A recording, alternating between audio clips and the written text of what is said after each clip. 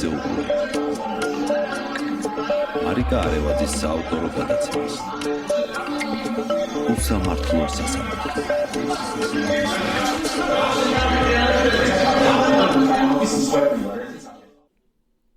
მოგესალმებით. დღეს პარასკევია და ერთმანეთს ტრადიციულად ხვდებით გირჩი ტივის ეთერში გადაცემით უსამართლო სასამართლო. დღევანდელ გადაცემაში ჩვენ საუბარი გვექნება გუშინდელს ხდომაზე და ახალ პოლიტპატიმარზე, გირჩი მეტი თავისუფლების ლიდერზე და კოალიცია ცვლილების ერთ-ერთ ლიდერზე, ზურაბ გირჩ ჯაფარიძეზე. გადაცემის სტუმრები გვეყოლება მისი ერთ-ერთი ადვოკატი გოგიტა ბახტაძე და ასევე გირჩი მეტი თავისუფლების პოლიტიკოსი ანა ჩიქოვანი. სანამ უშუალოდ სტუმრებთან გადავიდოდე, მანამ მინდა განვიხილო ის თუ რა ხდებოდა გუშინ სასამართლოში, ის უსამართლობა და უკანონობა, რაც ყოველი ფეხის ნაბიჯზე გვხდებოდა სასამართლოში. სასამართლო არის ადგილი, რომელმაც უნდა განახორციელოს მართლმსაჯულება და სასამართლო არის ადგილი, სადაც ყველაზე მეტად უნდა იქნეს ადამიანის უფლებები დაცული. ეს არის ადგილი, სადაც ადამიანი, რომ შედის, უნდა იგრძნოს თავი დაცულად, თუმცა ჩვენ ბოლო პერიოდია აქტიურად ვხედავთ თუ როგორ ხდება ადამიანის უფლებების დარღვევა უშუალოდ სასამართლოში, როგორც ხდომათა დარბაზებში, ასევე გარეთ მანდატური სამსახურის მიერ. თუმცა გუშინ სასამართლოს ეზოში, სადაც და სასამართლოს ტერიტორიაზე, სადაც წესრიგის დაცვაზე უფლებამოსილი არის მანდატური სამსახური, ეს უფლებამოსილება გადაბარებული ჰქონდა მთლიანად შინაგან საქმეთა სამინისტროს და სასამართლოს ეზო, სასამართლოს დერეფანი, სასამართლოს მიმდებარე ტერიტორია და აღმაშენებლის ხეივანის სავსე იყო პოლიციელებით, რომლებიც არ აძლევდნენ ადამიანებს გადაადგილების საშუალებას, მათ შორის არ გვაძლევდნენ გადაადგილების საშუალებას ადვოკატებს და არ გვიშვებდნენ უშუალოდ ტერიტორიაზე. მეტიც მანდატური სამსახურის თუ პოლიციელების მხრიდან ხდებოდა ხელის შეშლა ადვოკატებისათვის, მათ შორის ჩემთვის და მათ შორის ფიზიკური ძალის გამოყენებით ტერიტორიაზე არ შეშვება, როდესაც ერთ-ერთმა მანდატურის სამსახურის თანამშრომელმა ხელის კვრით და ძალის გამოყენებით არ მოახდინა ჩემი შეშვება სასამართლოს ტერიტორიაზე, მაშინ როდესაც მე როგორც ადვოკატს მჭირდებოდა სასამართლოს ტერიტორიაზე შესვლა. მოგახსენებთ, რომ ადვოკატისათვის სადვოკატო საქმიანობაში ხელის შეშლა წარმოადგენს სისხლის სამართლის დანაშაულს და ისჯება შესაბამისად სისხლის სამართლებრივი წესით, თუმცა ვინაიდან კიდევ ერთი მაგალითია შერჩევითი სამართლის ის, რომ ასეთ შემთხვევაში, ახლა თქვენ უყურებთ კადრებს, სწორედ იმ მანდატური სამსახურის გამოსახული ჩვენს ეკრანზე, რომელმაც ფიზიკური ძალის გამოყენებით მოახდინა ჩემი არ შეშვება, ასე ვთქვათ, ტერიტორიაზე და ასევე ჩვენ ნახავთ კადრებს, როდესაც უშუალოდ ზურაბ გირჩ ჯაფარიძის ერთ-ერთ ადვოკატს გოგიტა ბახტაძეს პოლიციის სამსახური არ უშვებდა ადგილზე, ხომ? მოგახსენებთ, როგორც უკვე აღვნიშნე, ეს წარმოადგენს სისხლის სამართლის დანაშაულს, თუმცა შერჩევითი სამართლის კიდევ ერთი ძალიან წყალსაჩინო მაგალითია ის, რომ ამ შემთხვევაში რეაგირება სამართალდამცავი ორგანოების მხრიდან, რა თქმა უნდა, არ ყოფილა. შერჩევითი სამართლის მაგალითია ის, თუ რის გამოც ხდება დღეს გუშინ მოხდა ზურაბ გირჩ ჯაფარიძის დაკავება და უახლოეს დღეებში ხდება სხვა პოლიტიკური ლიდერების დაკავებას სწორედ იგივე საფუძვლით არარსებული პარლამენტის არარსებულ კომისიაზე გამოუცხადებლობის მიზეზით, რომელიც თავისუფლი ადმინისტრაციული კომისიայի არსებობდა ამ პირობებშიც კი წარმოადგენს ადმინისტრაციულ სამართალდარღვევას და უნდა მოხდეს სწორედ ადმინისტრაციული კანონმდებლობის გავრცელება ამ ტიპის кейსებზე. აი ხა თქვენ სწორედ უყურებთ იმ კადრებს, სადაც გოგიტას დაშვება არ ხდება და მისთვის ხდება სწორედ საადვოკატო საქმიანობისათვის ხელის შეშლა, ვინაიდან ის მიდიოდა ზურაბ გირჩ ჯაფარიძის პროცესზე და მანდატური სამსახური და პოლიცია მას არ უშვებდა ადგილზე. ეს არის ბრძოლის ნაწილი და ჩვენ ვხედავთ რეპრესიების ახალ ტალღას, როდესაც უკვე პოლიტიკურ ლიდერებზე დაიწყო დევნა სისხლის სამართლებრივი და მათი გამოკეტვა ციხეებში.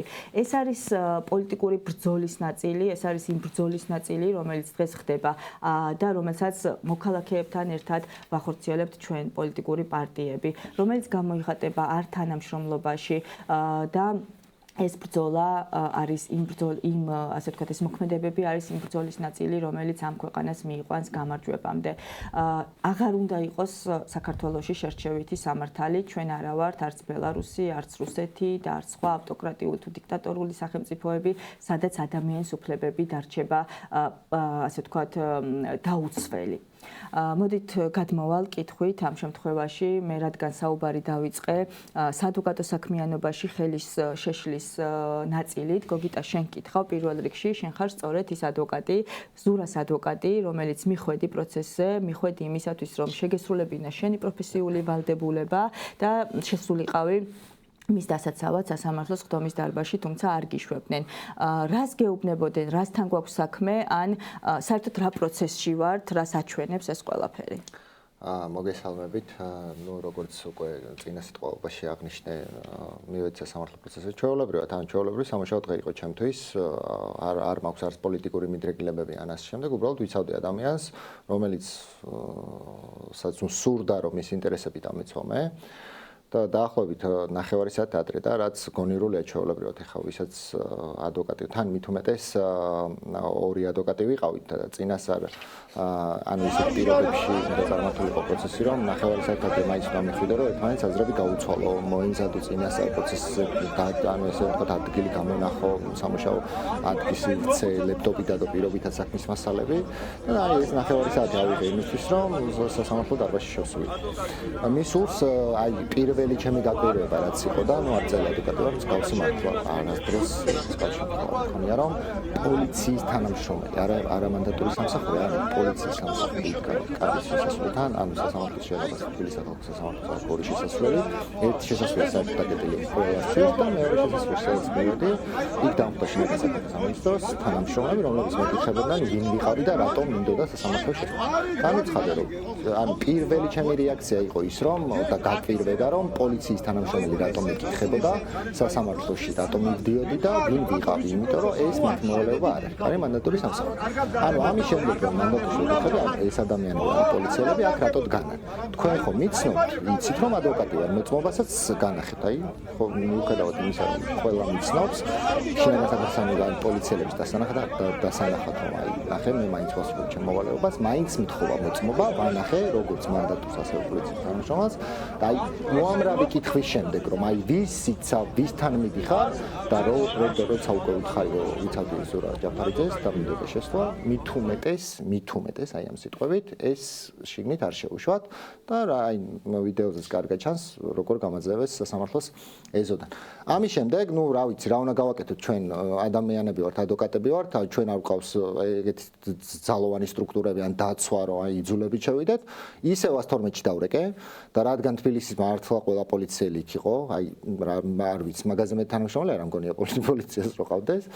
112-ში დავრეკე და დაახლოებით 10 წუთში მირეკავს პოლიციელი რომ აქვე მაგნიტის მაღაზიასთან სასამართლოს მაგნიტის მაღაზია აქ დგევარ და მოდი შეგხვდები მივედი და ეს კაცი მეუბნება არ არსებობს აი გამორიცხულია რომ თუ ადვოკატი ხარ რომ არ შეგიშვენო ხომ მაგას მეუბნებით მეთქი წამოგზადით თუ შეიძლება და გაესაუბრეთ მანდატური სამსახურს რომ იქნებ შემიშვან მოწმა ჯერ არ ვეუნები ამას რომ ზურას ვიცავ იმიტომ რომ ჩემი ინტერესი იყო რომ აქ საუქმოდ დამეფიქსირებინა რეაგირების ოქმი შემედგინა სადაც დაწერდა რომ პროცესის მონაწილეობის საშუალება არ მეძლევა საადვოკატო საქმიანობის განხორციელებაში მეშლება ხელი ამის დასაფიქსირება მივიდა რა თქმა უნდა იმასაც უარი უთხრეს ამ კაცმა მორიდებულად რა გავაკეთო გამოვიდა და დაიწყო დაწერა ეხა ოქმის შედგენა ჯერ არ იცის მე ვის ვიცავ იქედან ეხა 112-დან რა თქმა უნდა ურეკავენ და აბა რა ხდება ადვოკატს რატო არ უშვებენ ანუ კითხვები მოდიოდა იმასთანაც რა და არ ყოფდა ანუ ცდილობდა რომ ეს ოქმის შედგენაც არ უნდოდა რომ მტკიცებულებად არ დაიფიქსირებინ აი როდესაც წერა დაიწყო და უთხარი უკვე რომ ანუ იქ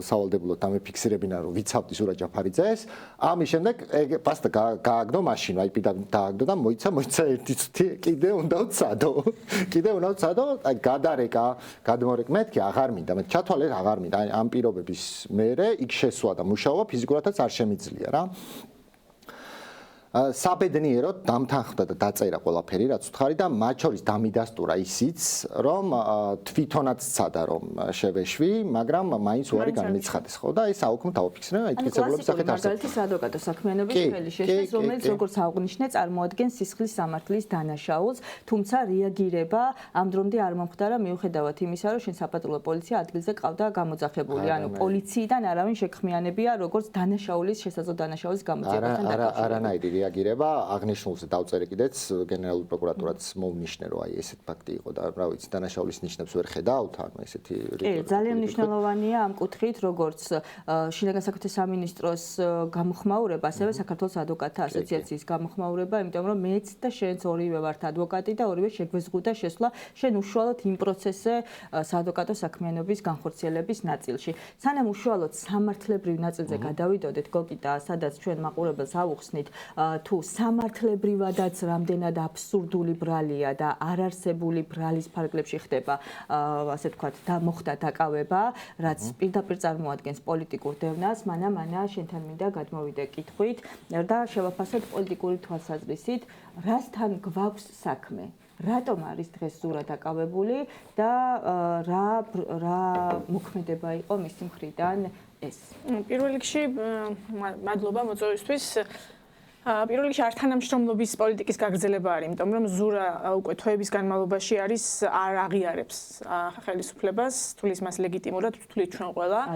და ეს მისი ქმედება იყო ამ არ თანამშრომლობის პოლიტიკის გაგრძელება, იმიტომ რომ ის იმ ხალხის შექმნილი კომისია, რომლის ლეგიტიმურობასაც არ ცნობ და მათ კომისიაზე მისვლა და თუნდაც იმ გირაოს გადახდა, რომელიც საერთოდ არ იყო მისი გადასახდელი, ცხადია ხო, ან თუ კი არ აღიარებ მას შესაბამისად არც ამ კომისიაზე მისვლის ვალდებულება გაქვს, იმიტომ რომ ის არ წარმოადგენს სახელმწიფოს მხარეს და არავითარი ვალდებულება არ გაქვს რომ იქ მიხვიდე და გირაოს გადახდაც იქნებოდა მხოლოდ ამ რაღაცა 2 თვის თვით თავისუფლების აღება, როგორც ამ შემთხვევაში სხვა რამდენიმე პოლიტიკური ძალა მოიქცა, ხო?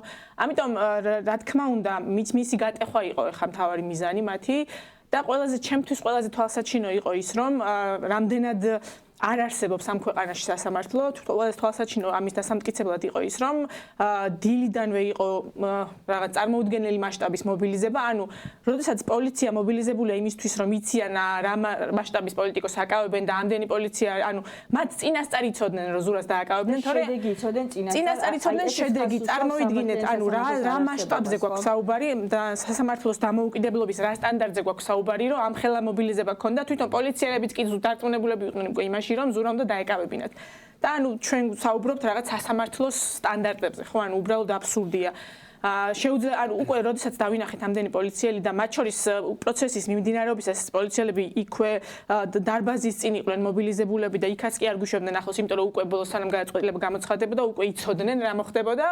და ანუ დაიღალნენ ანუ ადვოკატები ცდილობდნენ რომ რაღაც შუამდგომლობები შეეტანათ და გაეხანგრძლივებინათ პროცესი იქნებ რაიმე სხვა შედეგზე გავსულიყავით და ყველას ეტყობოდა პოლიციელს რომელიც ელოდებოდა გაერთო აი ყელში ამოვიდა თუ ელოდებოდა რით ვერ დაიჭირეს ეს კაცი ეგეთი განწყობები იყო ხო და ის ფარსი რაც არის ეხლა და ამ ფარსში რომელშიც ვცხოვრობთ ამისი ჩვენება უნდა და ზუსტად ზურას და მე მგონი აი ეს ძალიან კარგად მოახერხა მაგ თვალსაზრისით და ანუ საერთოდ არ მიკვეს ახლა რასაც გოგიტაყვება იმიტომ რომ ის ყველა ის პოლიციელი მათ შორის 112-ში რო დარეკა და ის ვინც მას მოემსახურა ასე ვთქვათ ისიც იქ იყო მოყვანილი იმიტომ რომ სრული მობილიზება ქონდა თუ არ ვწდები მე მგონი ქალაქის გარედანაც ყავდათ პოლიციელები ჩამოყვანილი რამდენადაც ვიცი იმიტომ რომ ჟურნალისტები იძიებდნენ მსგავს ფაქტებს ხო ეს არის მისი გატეხვა იყო მათი მთავარი მცდელობა აჩვენონ ადამიანებს რომ არა თუ უბრალო მოქალაქეები რომლებიც აპროტესტებენ არა თუ ისინი დაიჯებიან არამედ რაღაცა ერთ-ერთი პოლიტიკური ლიდერი რომელიც არის და რომელიც მართავს ამ პროცესებს ის იქნება პირველ რიგში დასჯილი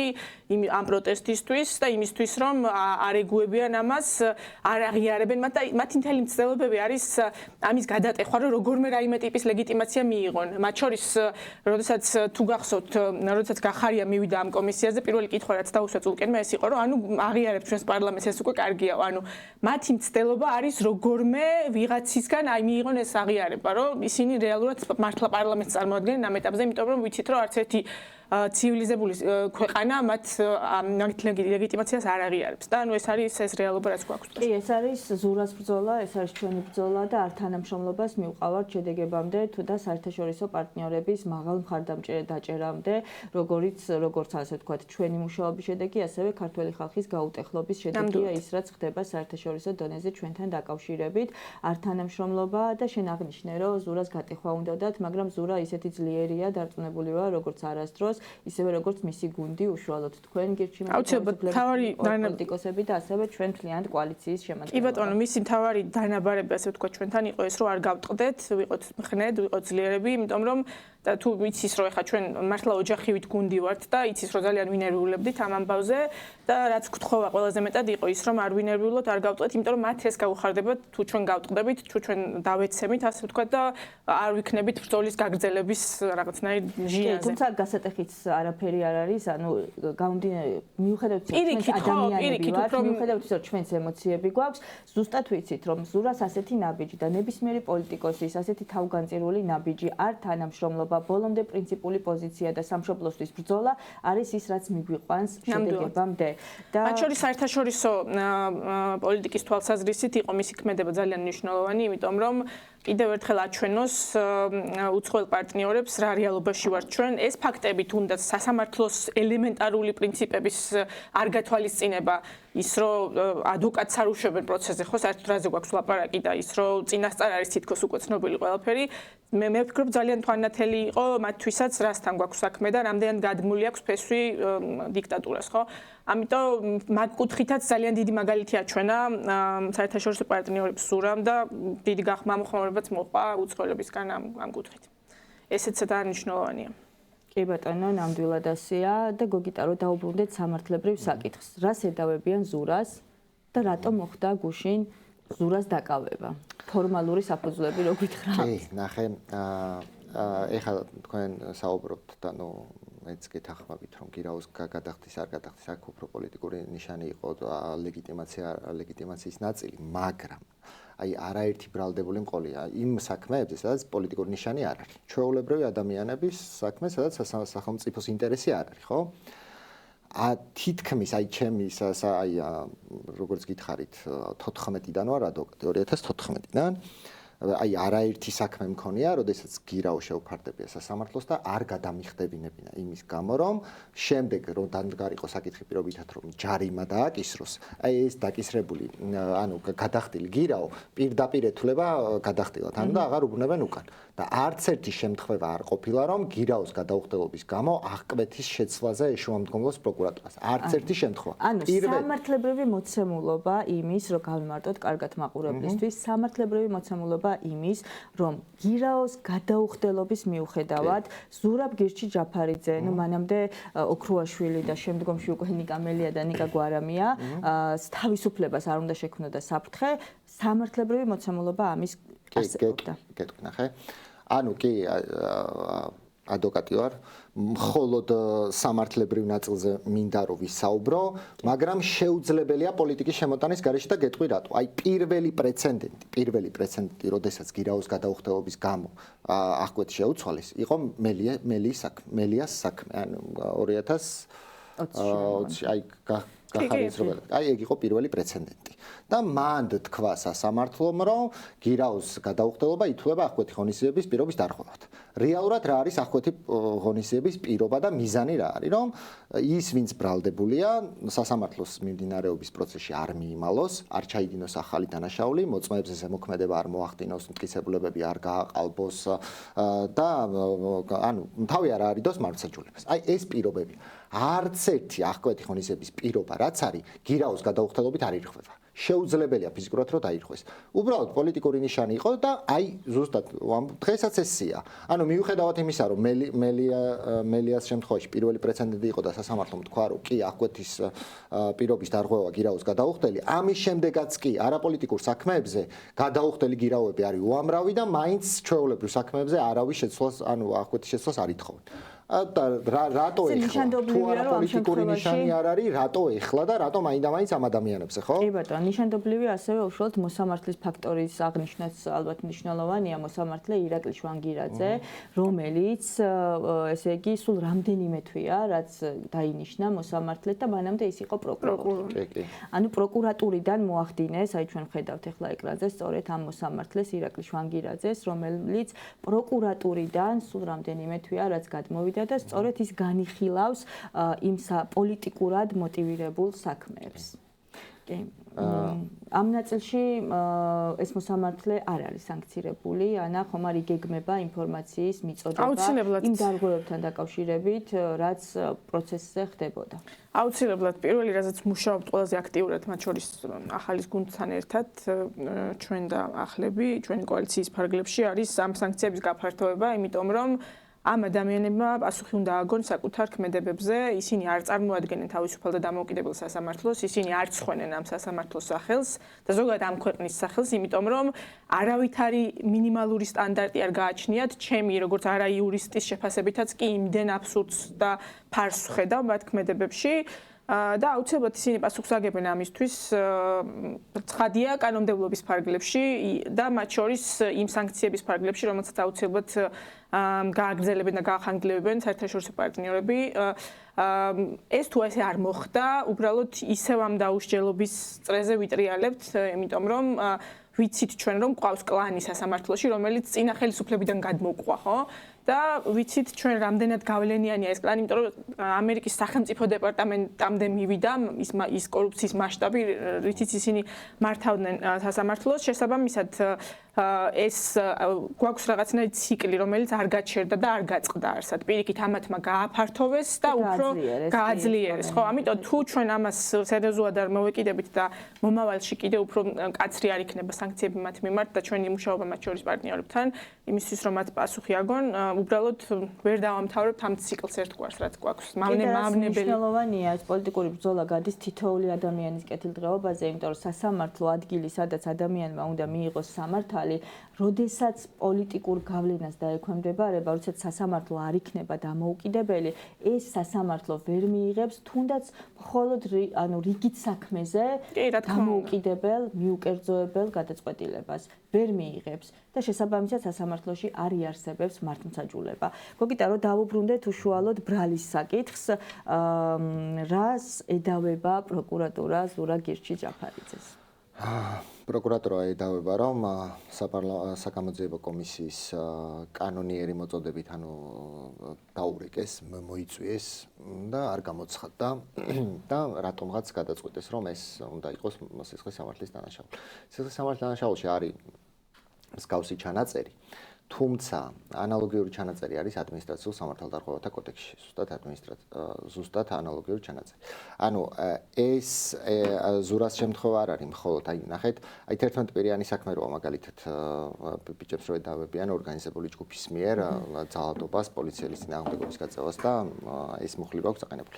ანუ ზუსტად იგივე ქმედებებზე, მაგალითად გიორგი ტერიშვილის ზუსტად იგივე ქმედება არის ადმინისტრაციულ სამართალდარღვევათა კოდექსშიც გათვალისწინებული, რაც გიორგი ტერიშვილმა ჩაიდინა, თუმცა სისხლის სამართლის კოდექსში წაუყენეს ბრალი. რატო, როდესაც არსებობს სანქცია სულ სხვა სამართალწარმოებაში და არა ყველაზე მძიმე კოდექსში, რომელსაც ქვია სისხლის სამართლის კოდექსი, არის ადმინისტრაციულ სამართალდარღვევათა კოდექსი, რატო უნდა შეუფარდო ადამიანს და დაუდგინო ბრალი სისხლის სამართლის კოდექსით, როცა შეგიძლია რომ ნაკლებად მსუბუქი სანქციით გამოიყვანო ეს ადამიანი. კი ბატონო, თან მან შეგიძლიას გარდა სამართალში მოქმედებს ესეთი პრინციპი, რომ ყველა ბრალი, ყველა ეჭვი უნდა გადაწყდეს ბრალდებული სასარგებლოდ. ყველა სახდელსა და სასჯელს შორის, ასე ვთქვათ, არჩევანი უნდა გაკეთდეს სწორედ სახდელზე, ანუ ადმინისტრაციულ სამართალდარღვევათა მიმართულებით და არა სისხლის სამართლის მიმართულებით. პირობითად დაუშვათ ესეთი მოცემულობა. ვარ მოქალაქე, რომელსაც გადაწყვეტილი მაქვს და წაკითხული მაქვს ადმინისტრაციულ სამართალდარღვევათა კოდექსში და წერია, რომ აი საგამოძიებო კომისიის მოწესდებისადმი დაუმორჩილებლობა ისჯება ჯარიმით. წაკითხული მაქვს ეს. მე გადავწყვიტე რომ არ დავემორჩილო ამას. ან პირობითად წაკითხული მაქვს რომ აი პოლიციელისთვის შეგინება ადმინისტრაციულ სამართალდამცავთა კოდექსით არის გათვალისწინებული. ანუ მე გადავწყვიტე რომ აი ამ პასუხისმგებლობას ვიღებ და მე ამას გავაკეთებ. მაგრამ აღმოჩნდება მე რომ ანუ შენ რო წაიკითხე და იცოდი რომ ეს ესე იყო და ანუ შენ გადაწყვეტილება მიიღე რომ პირობითად ესე მოქცეულიყავი, რომ არა შეგიფარდებენ სისხლის სამართლის კოდექსით გამონახავენ მუხს შესაბამის და წაგიყენებენ და დაიწყებენ შენს მიმართ დევნას. ეხა ეს ბრალი რას ცედავებიან პატიმრობას ითვალისწინებს ერთ წლამდე თავისუფლების აღკვეთას ითვალისწინებს და ალტერნატივად აქვს სხვა სასჯელი არასაპატიმრო სასჯელის აქვს რატომ უნდა შეუფარდო ადამიანს წინასწარი პატიმრობა როდესაც მუხლი ითვალისწინებს არასაპატიმრო საქციას აი რატომ თუ მისი დასჯა არ გაქვს განსაზღვრული. თუ მისი დასჯა არ გაქვს განსაზღვრული. ხო და ანუ ამიტომ წმინდა სამართლებრივად ვერ ილაპარაკებ. იმიტომ რომ არ არის ეს სამართლებრივად არც გამართული საქმე არ არის. სასამართლო პროცესიც აშკარა იყო, რომ ანუ კარგი გავიგე რომ გადაწყვეტილება ქონდათ მიღებული რომ დაკავებს. ეს აშკარა იყო ისედაც აი რომ მივედი ამდენი პოლიციელი რომ დამხვდა, იქამდეც ჯეროდა, მაგრამ ხო შეეძლო მოსამართლის პირობითად რომ ანუ ელემენტარული შუამდგომლობები მაინც დაიკმაყოფილებინა. ყველაზე პატარა ფორმალური სამართლიანობის განცდა შეექმნა. შეექმნა ფორმალურად მაინც. არა, ანუ იმიტომ რომ ჩვენ შეგვიძლია გაგვდის ვაკეთოთ. ყველაზე პატარა დარბაზში შეგვიყვანეს, ამოგხუთეს, მუხლებზე ლეპტოპ დადებული მუშაობდი.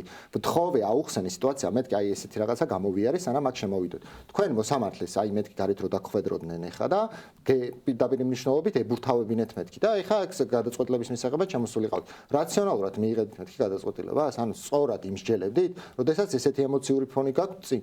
არა, აი აბსოლუტურად არაფრის გათვალისწინება არ უნდათ, იყო აი რაღაც გაყინული სახით უმკაცრესი, ისე რომ ნუ ადვოკატს ნიკას მოუწოდა რომ ყოფილიყო მშვიდად. მაშინ, როდესაც საერთოდ აღელვების არანაირი ნიშნები არ ეტყობოდა და აბსოლუტურად სწორად და მშვიდად მართავდა პროცესს.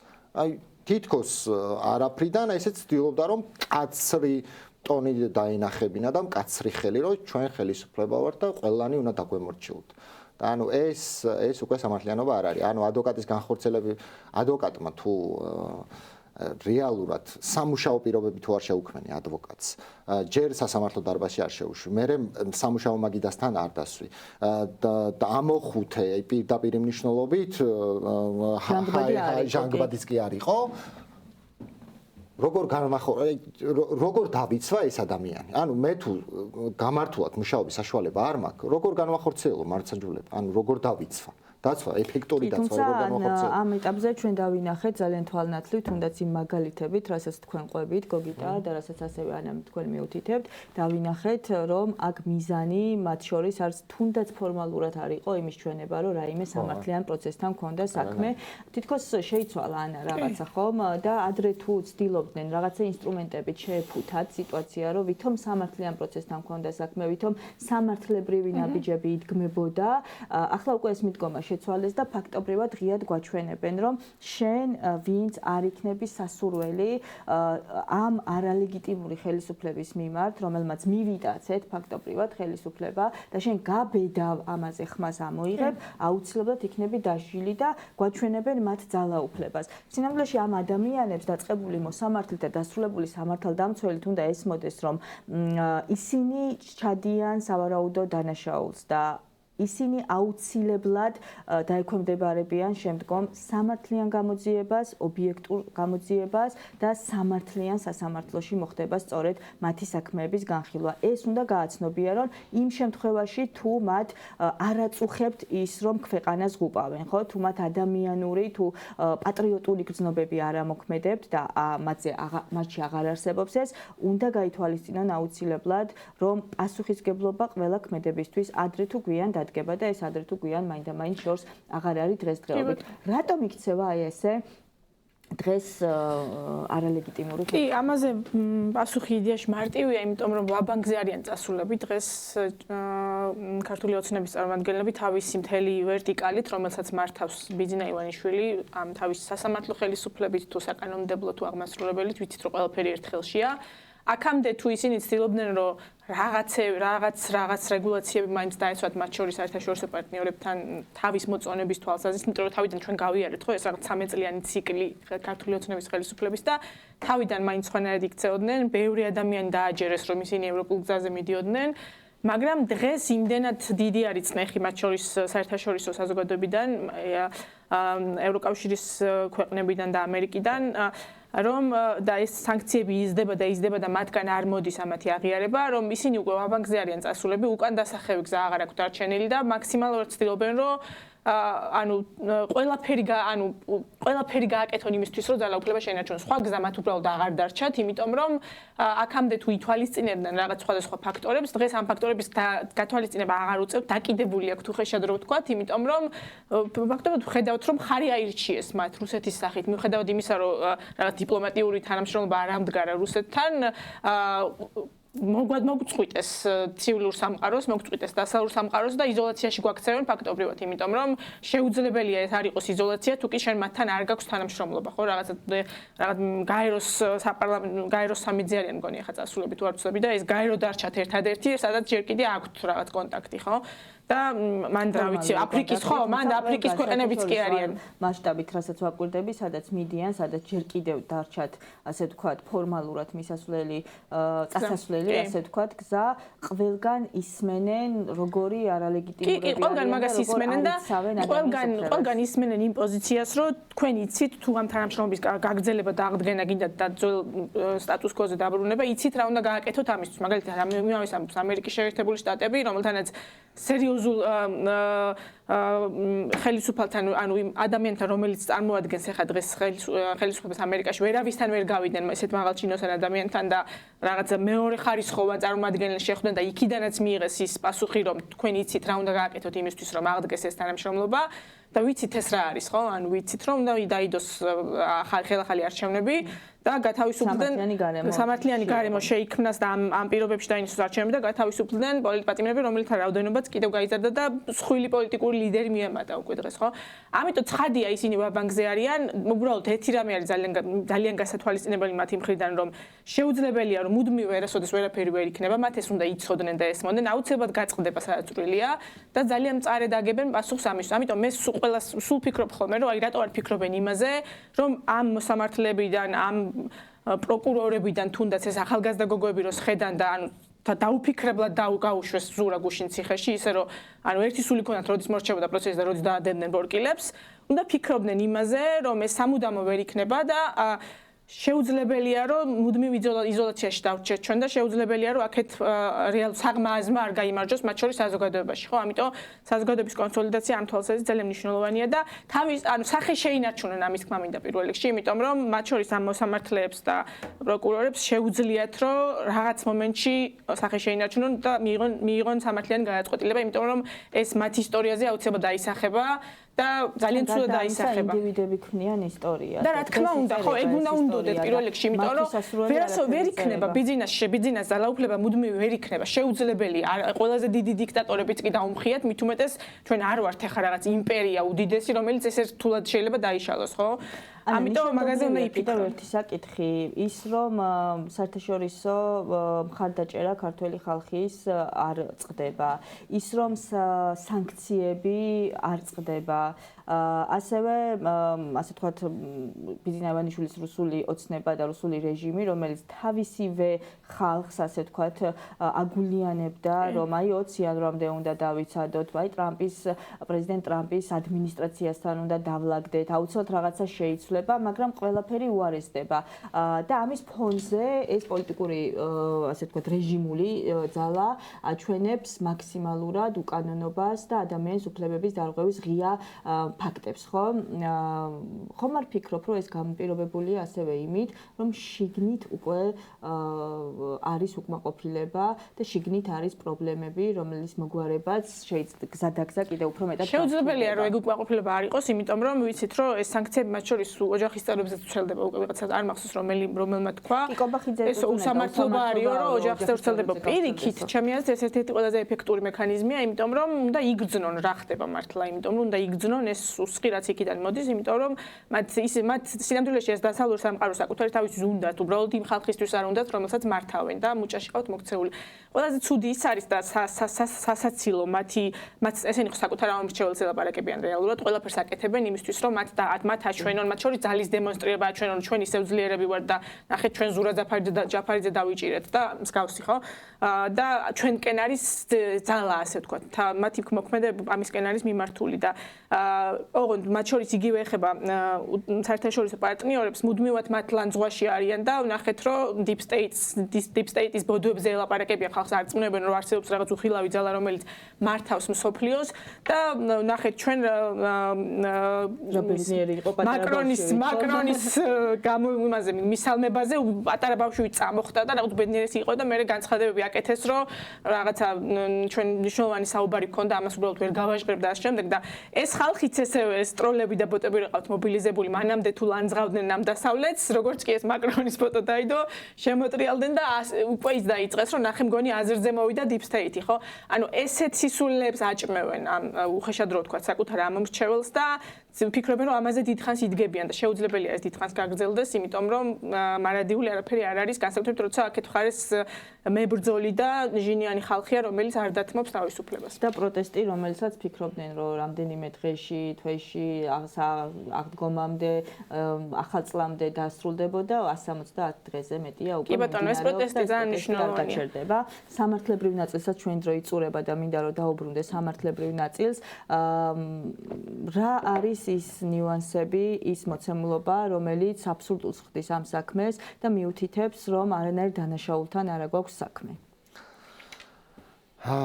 პირველ რიგში და ალბათ ყველაზე მთავარი, რომ საპარლამენტო ანუ ეს საგამოძიებო კომისია დაკომპლექტებული უნდა იყოს მათ შორის ანუ არასახელისუფლებო პარტიით, ოპოზიციური პარტიით, რომ ლეგიტიმაცია გქონდეს.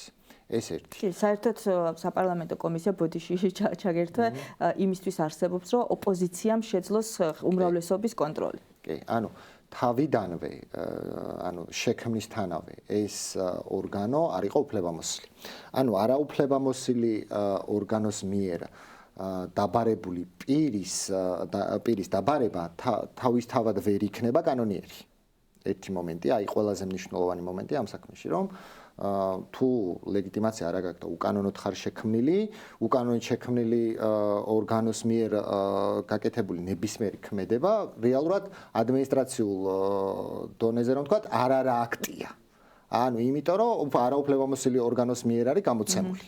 ხო და შესაბამისად, ანუ როგორ შეიძლება ადამიანს ბრალი დავდოთ ისეთ რამეში, რაც აი ხო გეუბნებით რომ ფიზიკურად შეუძლებელია რომ დანაშაული ჩაიდინო. აი ფიზიკურად შეუძლებელია, იმიტომ რომ არ არსებობს და მე აი ყველა მნიშვნელოვანი აი ხა კი გასაგებია, მაგრამ მნიშვნელოვანი ანუ პოლიტიკა როგორ უნდა გააკეთო. აი პოლიტიკა როგორ უნდა გააკეთო.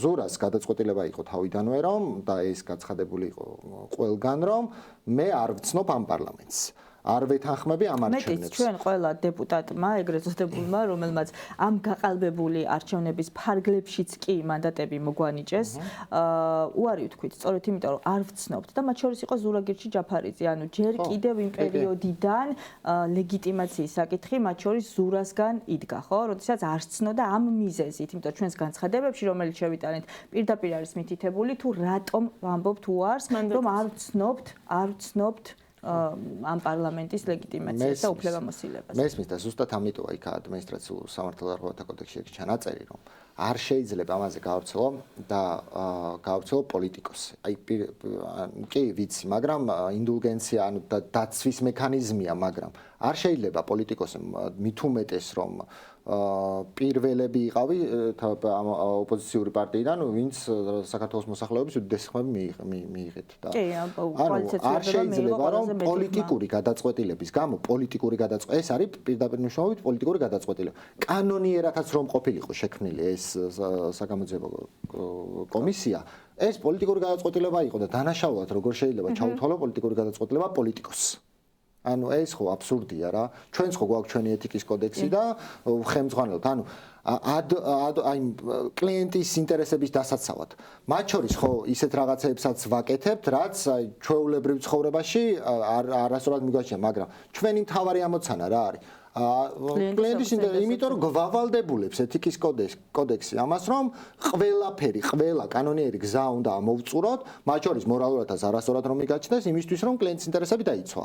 და ანუ ამის გამო რომ აი ხა მე ადვოკატს დევნა დამიწყო, რომ აი შენ ეს რატო გააკეთე.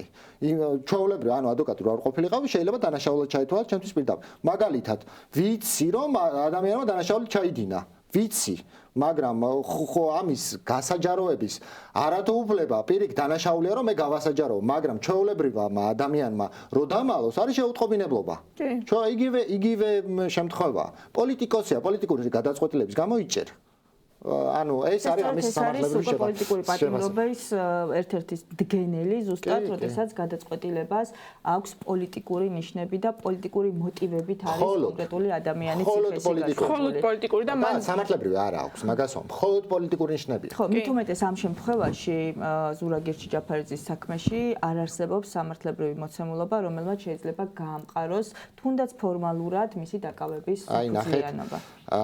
თეა წულუკიანი, ანუ ჩემი კოლეგა ირაკლი ჩომახაშვილი ამბობს, რომ მინდაო, რომ ხელმოწერის ნამდვილობა დავადასტურებინო, რომ ნამდვილად თვითონ მოაწერა თუ არა ამ მოწვევას ხელი. ადამიან, რომელმაც შექმნა ეს კომისია, ხელმძღვანელობს, მიმდინარეობს.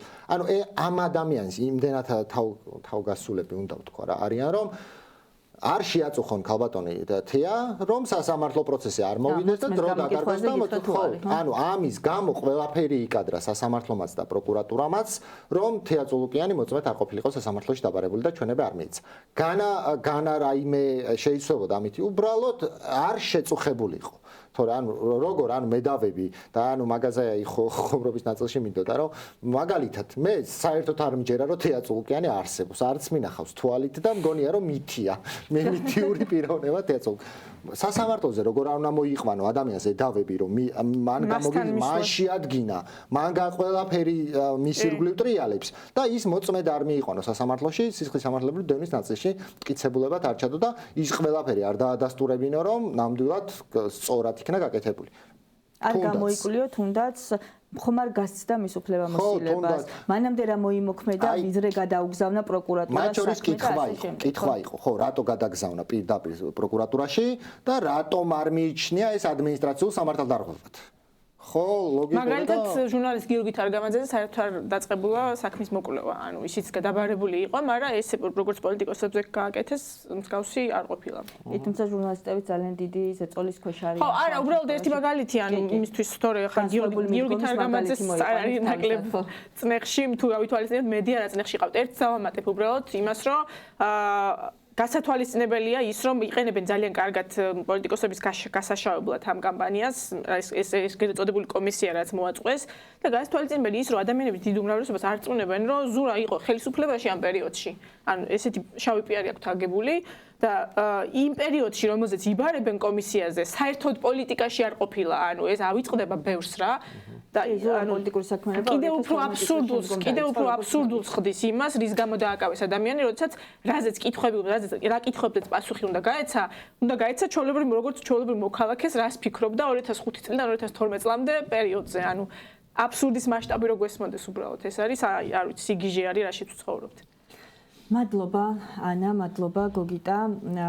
ჩვენი გადაცემის დრო უკვე ამოიწურა. ეს თქვენ უსმენდით გადაცემას უსამართლო სასამართლო და ჩვენ მანამ სანამ არ მოვიტანთ ამ ქვეყანაში ცვლილებებს აუცილებლად მოგიყვებით ყველა იმ უსამართლობის შესახებ, რომელიც ხდება სასამართლოში, მოგიყვებით ყველა რეჟიმის ტყვის შესახებ, მოგიყვებით ყველა უსამართლო გადაწყვეტილების შესახებ, რომელიც იარსებებს ჩვენს გარშემო, რომ იყოთ მეტად ინფორმირებულები და მიიღოთ თქვენი ინფორმირებული გადაწყვეტილება ქვეყანაში მიმდინარე მოვლენებთან დაკავშირებით. დაგემშვიდობებით მომავალ შეხვედრამდე. ყოველ პარასკევს 4 საათზე უყურებთ მარიკა არევაძის საავტორო გადაცემას უსამართლო სასამართლო.